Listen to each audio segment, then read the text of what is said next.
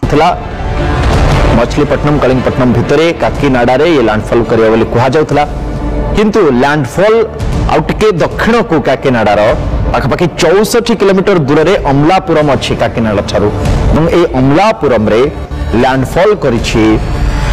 मुंथा ये घंटे रु 2 घंटा पर्यंत प्रक्रिया रहितला लैंडफॉल पूर्व कुहा जाउतला 3-4 घंटा समय लागिबो किंतु जहाँ सूचना एबे अपडेट है आसुची जे घंटे 2 घंटा पर्यंत यार लैंडफॉल पूरा प्रोसेस रहितला एवं तार प्रभाव रे स्थानीय अंचल छड़ा आखपाख अंचल ले ओडिसा रे भी आपण देखिचंती जे दक्षिण ओडिसा जिला मानकरे वर्षा हेछि राजधानी भुवनेश्वर रे भी आज समय समय वर्षा हेछि एवं आकाश मेघाच्छन्न रहिछि लगातार भाव ये तारी ही प्रभाव एवं ये वर्षार प्रभाव आसंता काली भी जारी रहिबो सेति राज्य को ना केवल 29 तारीख बरं 30 तारीख पर्यंत में भी विभिन्न जिला को येलो वार्निंग हेछि से बाबद रे विस्तृत सूचना में आपन को दबु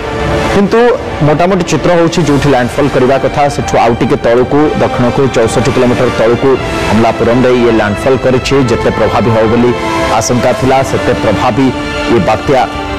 हेइनी कैटेगरी 1 ये बात्या भीषण बात्या बोली याकू